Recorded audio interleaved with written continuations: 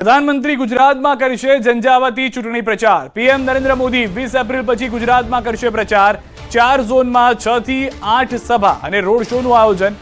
ગુજરાતમાં પ્રચાર માટે રાજકીય પક્ષોને 13 થી 15 દિવસ મળશે। ભાજપ શાસિત રાજ્યોના મુખ્યમંત્રી, નાયબ મુખ્યમંત્રીઓ કરશે પ્રચાર। કેન્દ્રીય મંત્રીઓ અને રાષ્ટ્રીય નેતાઓ પણ કરશે પ્રચાર। 21 એપ્રિલથી 5મી મે સુધી ગુજરાતમાં જામશે પ્રચાર। તો હાલમાં જે જાણકારી મળી રહી છે તે પ્રમાણે 21 એપ્રિલથી શરૂઆત થઈ શકે છે। ખુદ પ્રધાનમંત્રી નરેન્દ્ર મોદી ગુજરાતમાં જે ત્રીજા તબક્કાની અંદર આખું ગુજરાત સમાવેશ છે 26 બેઠકો, તો 20 એપ્રિલ પછી ગુજરાતમાં આવશે। 4 ઝોનની અંદર 6 થી 8 સભાનું આયોજન કરવામાં આવ્યું છે, સાથે રોડ શોનું પણ આયોજન કરવામાં આવ્યું હોવાની જાણકારી છે। સૌથી વધારે મહત્વની વાત એ પણ છે કારણ કે રાજકીય પક્ષોને 13 થી 15 દિવસનો સમય મળશે પ્રચાર કરવા માટે। બીજા તબક્કાનું મતદાન પૂર્ણ થયા બાદ ત્રીજા તબક્કાના મતદાનની શરૂઆત પહેલા ત્યારે પ્રધાનમંત્રી નરેન્દ્ર મોદી પણ પૂરેપૂરો પ્રચારનો પ્રયાસ જે છે તે ગુજરાતમાં કરતા જોવા મળશે। ગાંધીનગરના કમલમમાં ભાજપની બેઠક યોજાઈ। અન્ય ભાષાભાષી સમાજના સંગઠનના કાર્યકર્તાઓની બેઠક યોજાઈ હતી। બેઠકમાં પ્રદેશ સંગઠન મહામંત્રી રત્નાકર ઉપસ્થિત રહ્યા હતા। આઈ.કે. જાડેજા, પ્રદીપસિંહ પરમાર સહિતના નેતાઓ પણ ઉપસ્થિત રહ્યા હતા। આખા ગુજરાતમાં અન્ય ભાષી સમાજના લોકો વસે છે, જેથી આગામી સમયમાં અન્ય ભાષાભાષી સમાજના અલગ અલગ 4 સંમેલનનું પણ આયોજન કરવામાં આવ્યું છે। એ લોકોને જે અમારું સંગઠન છે એના માધ્યમથી દરેક લોકસભા સહ અમારે કાર્યક્રમો કરવા, વોર્ડના બૂથ સુધી જે આપણા પ્રદેશ પ્રમુખ સી.આર. પાટીલજીની પહેલ છે કે દરેક લોકસભા સીટ 5 લાખ મતોથી વધારે જીતવાની છે, એમાં અન્ય ભાષાભાષી સેલ જે અન્ય પ્રાંતના લોકો વસે છે એમને પણ એક્ટિવેટ કરી અને એમનું મોટું મતદાન બપોર પહેલા થઈ જાય એ પ્રમાણેના કાર્યક્રમોનું આયોજન કરવા માટે આજની મુખ્ય બેઠક મળી છે। સાબરકાંઠા લોકસભા ભાજપ ઉમેદવાર શોભનાબેનનો પ્રચાર શરૂ થયો છે। મોડાસાના ઈચાડી અંબાજી માતાજી મંદિરે દર્શન કરી પ્રચારને શ્રી ગણેશ કર્યા, જ્યારે કોંગ્રેસ એસએસસી સેલના પ્રમુખ નિકુંજ રાઠોડ સહિત 30 કાર્યકરો ભાજપમાં જોડાઈ ગયા છે। મંત્રી ભીખુસિંહજી અને શોભનાબેને ભાજપનો ખેસ પહેરાવી સ્વાગત કર્યું। કોંગ્રેસ છોડી ભાજપમાં આવનાર નિકુંજ રાઠોડે ભાજપનો ખેસ પહેર્યા બાદ આત્મસંતુષ્ટિ થયાનો અહેસાન થયાનું સભામાં જણાવ્યું હતું, જ્યારે આગામી 16 એપ્રિલે શોભનાબેન ઉમેદવારી પત્ર ભરશે, જેની જાહેરાત કરી હતી। જે સંગઠનના હોદ્દેદારો છે, જે મંત્રી, મહામંત્રી, સહમંત્રી, યુવા મોરચો જે કામે લાગી ગયા છે, એના થકી મને વિશ્વાસ છે કે ચોક્કસ મારી જીત નિશ્ચિત છે। હું ભારી બહુમતીથી જીતીશ એવો મને વિશ્વાસ છે। ઉમેદવારી પત્ર હું 16 તારીખે ભરવા જઈ રહી છું, ત્યારે બહુ મોટી સંખ્યામાં સૌ કાર્યકર્તાઓ મારી એમની હાજરી આપશે। મને વિશ્વાસ છે કે મારા ભારતીય જનતા પાર્ટીના કાર્યકર્તાઓ અને મારા જે સંગઠનના હોદ્દેદારો છે, જે મંત્રી, મહામંત્રી, સહમંત્રી, યુવા મોરચો જે કામે લાગી ગયા છે, એના થકી મને વિશ્વાસ છે કે ચોક્કસ મારી જીત નિશ્ચિત છે। પ્રમુખ તરીકેનું કામ કરતો હતો, પણ અત્યારે હું ભારતીય જનતા પાર્ટીની વિચારધારાને જોડાઈ અને યશસ્વી વડાપ્રધાનના જે કરેલા કામો છે અને એ યોજનાઓનો જે લાભ સમાજને મળી રહ્યો છે એનાથી પ્રેરાઈ અને હું ભારતીય જનતા પાર્ટીમાં મારા 30 જેટલા યુવાન કાર્યકરો સાથે જોડાઈ રહ્યા। 1.5 વર્ષ પહેલા શરૂ થયેલા પોલીસ મહાઆંદોલનના નેતા નરેન્દ્રસિંહ પરમારે આમ આદમી પાર્ટીમાંથી રાજીનામું આપી બનાસકાંઠામાં લોકસભાની અપક્ષ ચૂંટણી લડવાની જાહેરાત કરી છે। જાદર પોલીસ સ્ટેશનમાંથી તેમની બદલી પોરબંદર થયા બાદ પોલીસ કર્મચારીઓના પ્રશ્નો ઉઠાવવા મામલે તેમને સસ્પેન્ડ કરી દેવાયા હતા। જોકે બાદમાં તેઓ આમ આદમી પાર્ટીમાં જોડાયા હતા અને આમ આદમી પાર્ટી લોકસભા પ્રભારી તરીકે તેઓ ફરજ બજાવી રહ્યા હતા। આજે તેમણે અપક્ષ ઉમેદવાર તરીકે ચૂંટણી લડવાની જાહેરાત કરી છે।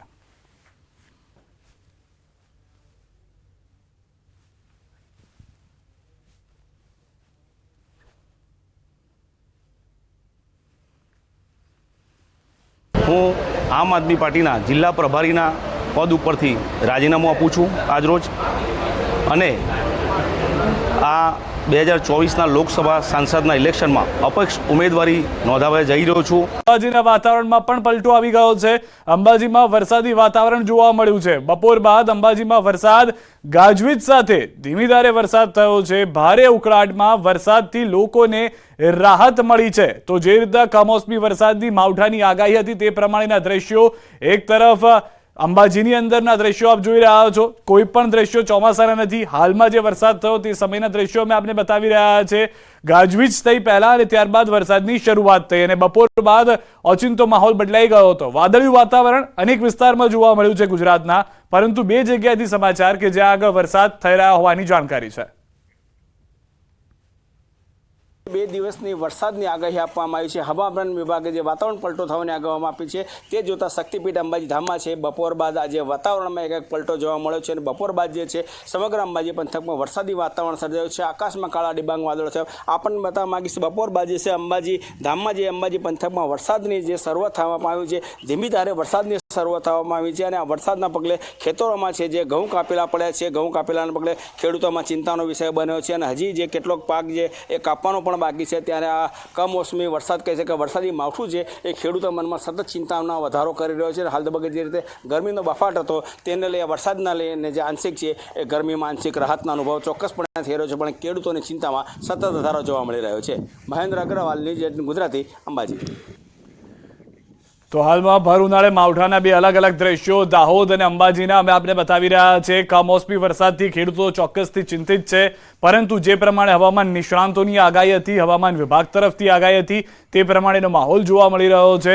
દાહોદની અંદર, અંબાજીની અંદર આ વરસાદી માહોલ છવાયેલો જોવા મળ્યો છે અને અનેક વિસ્તારો એવા છે કે જ્યાં આગળ ભારે વરસાદ થયો હોવાની વાત છે. જેમ કે દાહોદની અંદર જાલોદ, લીમડી, વરોડ સહિતના વિસ્તારોમાં વરસાદ થયો છે, તો અંબાજીમાં પણ બપોર બાદ ભારે વરસાદ થયો છે અને લોકોને ઉકળાટમાંથી રાહત મળી છે.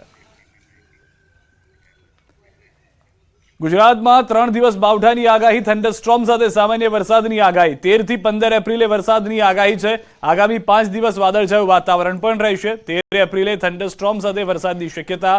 વલસાડ, નવસારી, સુરતમાં વરસાદની શક્યતા. ભરૂચ, કચ્છ, ગીર સોમનાથમાં વરસાદની શક્યતા. 14 એપ્રિલે થંડરસ્ટોર્મ સાથે વરસાદની શક્યતા.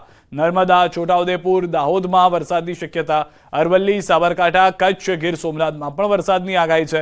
15 એપ્રિલે કેટલાક વિસ્તારોમાં વરસાદની શક્યતા છે. સાબરકાંઠા, અરવલ્લીમાં સામાન્ય વરસાદની શક્યતા. મહીસાગર, દાહોદમાં સામાન્ય વરસાદની શક્યતા. 15 એપ્રિલ સુધી 2 થી 3 ડિગ્રી તાપમાન પણ ઘટશે. અમદાવાદમાં વાદળછાયું વાતાવરણ પણ રહેશે. અમદાવાદમાં તાપમાનનો પારો 41 ડિગ્રી.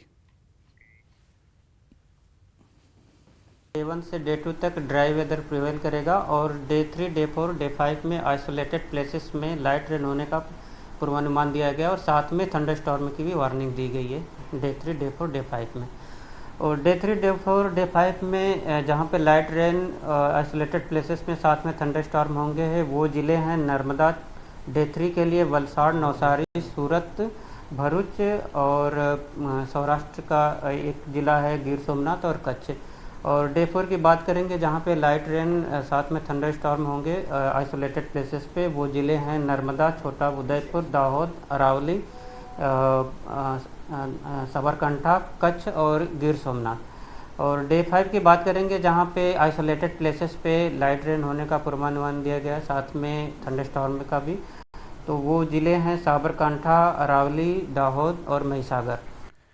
આ તરફ કયા વિસ્તારમાં ક્યાં વરસાદ થવાનો છે તેની પણ વાત કરી લઈએ, કારણ કે જે રીતની આગાહી છે. સૌથી પહેલા વાત કરીએ 13 એપ્રિલે ક્યાં વરસાદ જોવા મળશે, તો દક્ષિણ ગુજરાતના વિસ્તારો જેમાં ભરૂચ, સુરત, નવસારી અને વલસાડનો સમાવેશ થાય છે અને તેની સાથે ઉત્તર ગુજરાતની જો વાત કરીએ તો આ તરફ કચ્છનો વિસ્તાર અને ત્યારબાદ સૌરાષ્ટ્રનો ગીર સોમનાથ, કે ત્યાં આગળ 13 તારીખે કમોસમી વરસાદની શક્યતા જોવા મળી રહી છે. એના પછી 14 તારીખની વાત કરીએ, 14 તારીખે નર્મદાની અંદર વરસાદની શક્યતા છે. ત્યારબાદ છોટાઉદેપુરમાં પણ એ પ્રમાણની શક્યતા છે. દાહોદ, અરવલ્લી અને સાબરકાંઠાના વિસ્તારો કે જ્યાં આગળ વરસાદ 14મી થઈ શકે છે. કચ્છ અને ગીર સોમનાથમાં પણ 14મી તારીખે વરસાદની શક્યતા જોવા મળી રહી છે. અને ત્યારબાદ વાત કરીએ 15 તારીખની, કારણ કે 3 દિવસ સુધી એ પરિસ્થિતિ છે. આજે જેમ અનેક વિસ્તારોમાં વરસાદ થયો છે તેવો વરસાદ 15 તારીખે અરવલ્લી, સાબરકાંઠા, મહીસાગર અને દાહોદમાં પણ જોવા મળી શકે છે.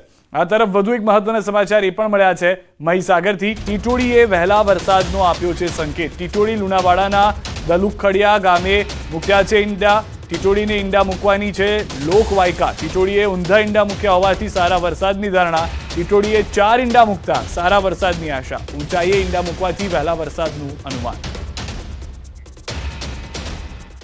તે વખતે એક તો જમીન કયા લેવલે ઈંડા મૂકે છે એનું ધ્યાન રાખો. જો વધારે ઊંચાઈ ઉપર ઈંડા મૂકે, 4 ઈંડાથી વધારે મૂકે તો વધુ વરસાદની આગાહી કરતા. અને જ્યારે 3 ઈંડા જુએ ત્યાં અને નીચાણવાળી જગ્યા હોય ત્યારે એવું માનતા કે આ વખત વધુ વરસાદ નથી, એટલે એ પ્રમાણે પાકની પસંદગી કરતા હતા. 4 ઈંડા જો ઠેર ઠેર જગ્યાએ જોવા મળતા હોય તો મીન્સ કે ચોમાસું સારું જશે. અને હવે વાત કરીએ મહાસંગ્રામની.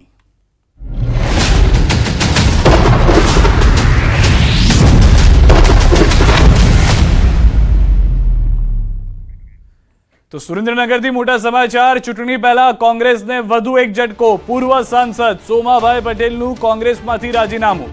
અંગત કારણોસર કોંગ્રેસમાંથી રાજીનામું આપ્યું હોવાની જાણકારી. પ્રદેશ પ્રમુખ શક્તિસિંહ ગોહિલને આપ્યું રાજીનામું. સુરેન્દ્રનગર બેઠક પરથી અપક્ષ લડે તેવી શક્યતા હાલમાં જોવામાં આવી રહી છે. તો જ્યાં આગળ અનેક તર્ક વિતર્ક થઈ રહ્યા હતા તે સુરેન્દ્રનગર બેઠક પર જ્યારે ઉમેદવાર કોંગ્રેસે જાહેર કરી દીધા ઋત્વિજ મકવાણાને, તો તેને લઈને આ નારાજગી પણ હોઈ શકે છે. પરંતુ અંગત કારણો આ પત્રની અંદર લખવામાં આવ્યા છે. ચૂંટણી પહેલા કોંગ્રેસને આ ઝટકો લાગ્યો છે. પૂર્વ સાંસદ સોમાભાઈ પટેલનું કોંગ્રેસમાંથી રાજીનામું. અંગત કારણોસર કોંગ્રેસમાંથી રાજીનામું આપ્યું હોવાનું આ પત્રની અંદર ઉલ્લેખ કરાયો છે. પ્રદેશ પ્રમુખ શક્તિસિંહ ગોહિલને આપ્યું છે રાજીનામું. સુરેન્દ્રનગર બેઠક પરથી અપક્ષ લડે તેવી શક્યતા પૂરેપૂરી જોવા મળી રહી છે. ખુદ સોમાભાઈ અમારી સાથે જોડાઈ ગયા છે. સોમાભાઈ, આપે રાજીનામું આપ્યું છે, શું કારણ? કારણ કઈ નહીં, મારા આત્માનો અવાજ હતો કે રાજીનામું આપી દો, આપણે અન્યાય થતો હોય તો આપણે રહેવાય નહીં. શું અન્યાય થયો આપને? રાજીનામું એટલે આત્માનો અવાજ એમ કે રાજીનામું આપી દો. હા, એ બરોબર છે, પણ તમે કીધું થોડો અન્યાય થતો તો તમારી સાથે. શું અન્યાય? અન્યાયનો સવાલ નથી. હા, પણ મારે રહેવું જ નથી કોંગ્રેસમાં. એટલે તમને હેરાન કરતા હતા આ લોકો? તકલીફ આપતા હતા કઈ? મને શું તકલીફ આપે? અચ્છા, તો તમે એવી પણ વાત છે કે અપક્ષ ઉમેદવારી કરવાના છો? હે, અપક્ષ ઉમેદવારી કરવાના છો આપ? હવે 2-3 દિવસ પછી ખબર પડે, અત્યારે કઈ નહીં. સમાજ તો આપનો કહેતો હતો કે સોમાભાઈ આપ આગળ વધો, અમે તમારી સાથે છીએ. 2-3 દિવસ પછી વિચાર કરી શકીએ શું કરવું એ. અચ્છા, પણ તમને કોઈ સમર્થકો શું કહી રહ્યા છે તમારા? હે, તમારા સમર્થકો શું કહે છે? તમને શું કહે છે તમારા સમર્થકો? સમર્થકો તો કહે છે કે લડવું જોઈએ, પણ મારે વિચારવું પડે ને. અચ્છા, કયા મુદ્દાઓ છે જેને વિચારમાં લઈ રહ્યા છો હાલમાં આપ? હા, કયા મુદ્દાઓને ધ્યાનમાં લઈ રહ્યા છો હાલમાં આપ? મુદ્દાઓ કશો જ નહીં. હવે આખી જિંદગી લડ કર્યું છે, પછી શાંતિ રાખવી. હા, તો રાજીનામું આપ્યું એનું કારણ ચૂંટણી લડવાનું એવું નથી ને? હવે મેં કીધું ને 2-3 દિવસ પછી ખબર પડે. અચ્છા, પણ તમારી ઈચ્છા ખરી ચૂંટણી લડવાની? ઈચ્છા તો હોય જ ને, મારા જીવે ત્યાં ચૂંટણી લડે. અચ્છા, અને સમર્થકો પણ ઈચ્છે છે, તમે પણ ઈચ્છો છો, તો પછી વિચાર કયા મુદ્દાને લઈને બાકી રહ્યા? કે ના લડો, પણ મારે લડવું ના લડવું મારે જોવાનું ને હવે. હા, પણ સમર્થકોની ઈચ્છા છે કે સોમાભાઈ ચૂંટણી લડે? હા, સમર્થકોની ઈચ્છા કરી. અચ્છા, સુરેન્દ્રનગરના કયા મુદ્દાઓ સોમાભાઈ એવા બાકી રહી ગયા કે તમે ચૂંટણી લડો તો કદાચ એ પૂર્ણ થઈ શકે? હેલો સોમાભાઈ, અવાજ આવે છે? હાજી, હું એમ કહેતો કે સુરેન્દ્રનગરના કયા મુદ્દાઓ બાકી રહી ગયા છે કામ કરના, વિકાસના, કે જે તમે ચૂંટણી લડીને જીતીને પૂરા કરી શકો એમ છો? એ બી ચૂંટણી લડવાનું ને એ બધું પછી વિચાર કરીએ, 2-4 દિવસ પછી વિચાર છે. અત્યારે રાજીનામું આપ્યું એ ફાઇનલ. અચ્છા, અને કયા કારણોસર રાજીનામું આપ્યું? અંગત કારણોસર રાજીનામું આપ્યું. જી, આભાર. તો સોમાભાઈ કે જેઓનું કહેવું છે હાલમાં અંગત કારણોસર રાજીનામું આપ્યું છે, ચૂંટણી લડવાની ઈચ્છા છે, પરંતુ આખી જિંદગી ચૂંટણી લડ્યો હોવાની પણ વાત તેઓએ કરી. સાથે તે પણ વાત કરી કે અન્યાય થયો છે તેમની સાથે, જેના કારણે પણ આ રાજીનામું આપ્યું છે. પ્રદેશ પ્રમુખને રાજીનામું આપ્યું છે. સમર્થકો પણ કહી રહ્યા છે તેમના કે ચૂંટણી લડવી જોઈએ તેવી વાત તેઓએ કરી છે. પ્રધાનમંત્રી ગુજરાતમાં કરશે ઝંઝાવાતી ચૂંટણી પ્રચાર. પીએમ નરેન્દ્ર મોદી 20 એપ્રિલ પછી ગુજરાતમાં કરશે પ્રચાર. 4 ઝોનમાં 6 થી 8 સભા અને રોડ શોનું આયોજન. ગુજરાતમાં પ્રચાર માટે રાજકીય પક્ષોને 13 થી 15 દિવસ મળશે. ભાજપ શાસિત રાજ્યોના મુખ્યમંત્રી, નાયબ મુખ્યમંત્રીઓ કરશે પ્રચાર. કેન્દ્રીય મંત્રીઓ અને રાષ્ટ્રીય નેતાઓ પણ કરશે પ્રચાર. 21 એપ્રિલથી 5મી મે સુધી ગુજરાતમાં જામશે પ્રચાર. તો હાલમાં જે જાણકારી મળી રહી છે તે પ્રમાણે 21 એપ્રિલથી શરૂઆત થઈ શકે છે. ખુદ પ્રધાનમંત્રી નરેન્દ્ર મોદી ગુજરાતમાં જે ત્રીજા તબક્કાની અંદર આખું ગુજરાત સમાવેશ છે 26 બેઠકો, તો 20 એપ્રિલ પછી ગુજરાતમાં આવશે. 4 ઝોનની અંદર 6 થી 8 સભાનું આયોજન કરવામાં આવ્યું છે. સાથે રોડ શોનું પણ આયોજન કરવામાં આવ્યું હોવાની જાણકારી છે. સૌથી વધારે મહત્વની વાત એ પણ છે કારણ કે રાજકીય પક્ષોને 13 થી 15 દિવસનો સમય મળશે પ્રચાર કરવા માટે. બીજા તબક્કાનું મતદાન પૂર્ણ થયા બાદ ત્રીજા તબક્કાના મતદાનની શરૂઆત પહેલા ત્યારે પ્રધાનમંત્રી નરેન્દ્ર મોદી પણ પૂરેપૂરો પ્રચારનો પ્રયાસ જે છે તે ગુજરાતમાં કરતા જોવા મળશે. ગાંધીનગરના કમલમમાં ભાજપની બેઠક યોજાઈ. અન્ય ભાષાભાષી સમાજના સંગઠનના કાર્યકર્તાઓની બેઠક યોજાઈ હતી. બેઠકમાં પ્રદેશ સંગઠન મહામંત્રી રત્નાકર ઉપસ્થિત રહ્યા હતા.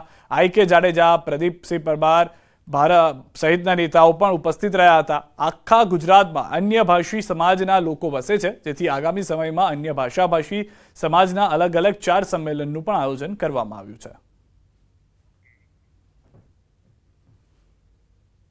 એ લોકોને જે અમારું સંગઠન છે એના માધ્યમથી દરેક લોકસભા સહ અમારે કાર્યક્રમો કરવા, વોર્ડના બૂથ સુધી જે આપણા પ્રદેશ પ્રમુખ સી.આર. પાટીલજીની પહેલ છે કે દરેક લોકસભા સીટ 5 લાખ મતોથી વધારે જીતવાની છે, એમાં અન્ય ભાષાભાષી સેલ જે અન્ય પ્રાંતના લોકો વસે છે એમને પણ એક્ટિવેટ કરી અને એમનું મોટું મતદાન બપોર પહેલાં થઈ જાય એ પ્રમાણેના કાર્યક્રમોનું આયોજન કરવા માટે આજની મુખ્ય બેઠક મળી છે.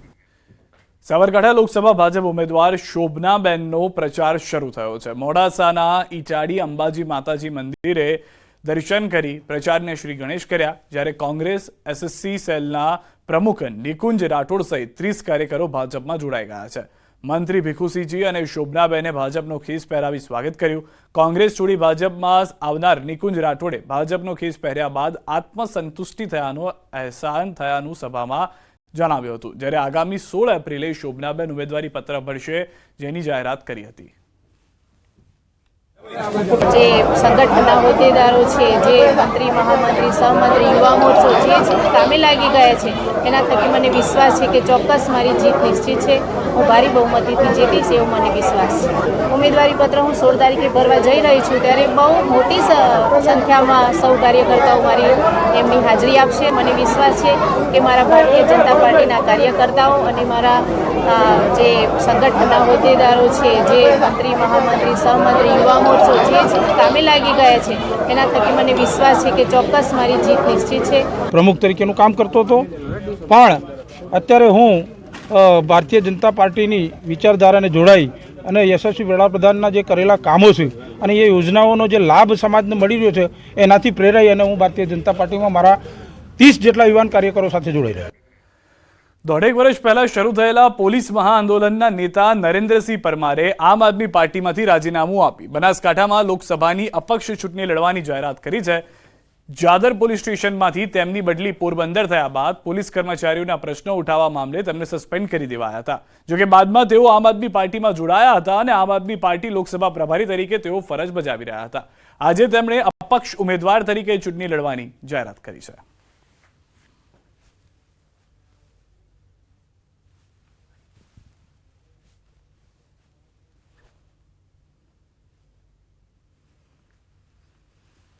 હું આમ આદમી પાર્ટીના જિલ્લા પ્રભારીના પદ ઉપરથી રાજીનામું આપું છું આજરોજ, અને આ 2024ના લોકસભા સાંસદના ઇલેક્શનમાં અપક્ષ ઉમેદવારી નોંધાવવા જઈ રહ્યો છું.